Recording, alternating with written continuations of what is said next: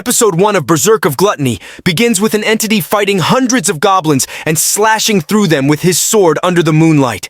The goblins chase a man as he travels in a carriage towards the kingdom.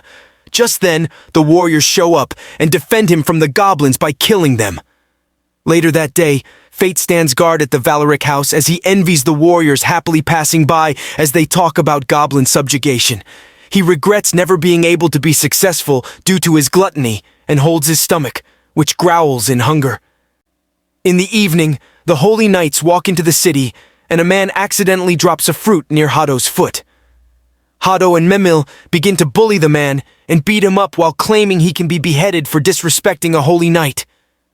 Later, the holy knights arrive home at the house of Valeric and toss Fate's daily wages on the floor, demanding he pick it up. They stomp on his hands as he picks up the coins. They mock him and beat him up while he curses himself and his skill of gluttony. Just then, they are interrupted by Lady Roxy, who stops them claiming their behavior isn't holy knight worthy and that they should treat him better. She also helps him get up once they leave and offers him words of encouragement while whipping his bleeding eye. She offers to swap shifts and tells him to report it to her if they do that again. Fate heads over to the store to eat some bread. The shopkeeper sees him beaten up once again and tells him not to suffer the same fate as his predecessors. All along, he cannot stop thinking about Valeric's cruelty, Lady Roxy's kindness, and his own incapabilities. Just then, he sees a few bandits running in the distance and rushes to alert Lady Roxy about it. She leaves him in charge of the standing guard and rushes to finish the bandits. He watches her vanish into the darkness to the sounds of clashing swords. Just as she disappears, a bandit rushes out towards him. He is perplexed about whether he should run, but decides to stay and fight because Lady Roxy trusted him with the spot. He uses the tip of the flagpole to stab through the chest of the bandit and kill him.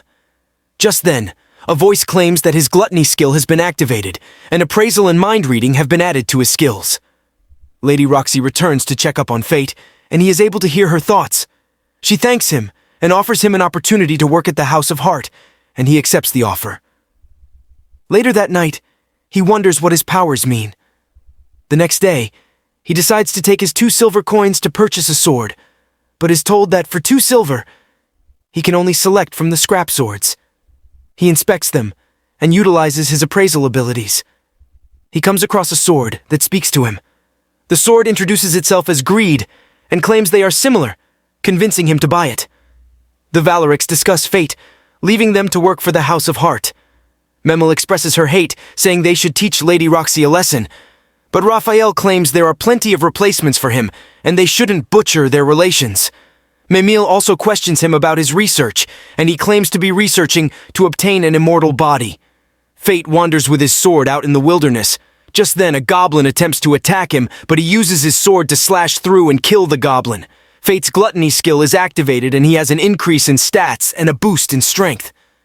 Fate turns over to see many more hefty and armed goblins. The sword laughs, telling him that each one is 100 goblins.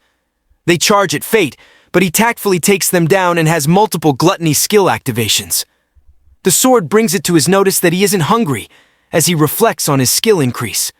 The sword explains that the gluttony skills devour status in exchange for skills.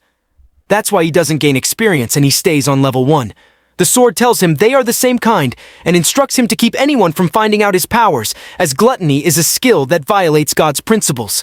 The sword proclaims Fate as his master and pledges to fight by his side. The sword tells Fate to collect the goblin ears and exchange them for coins. Fate decides to use the coins to get a good meal, but the sword insists he spends them to bring him back into shape.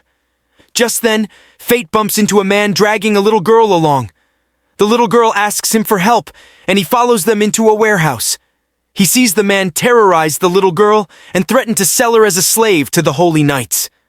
Fate watches from hiding, infuriated as he comes up with a plan to save her.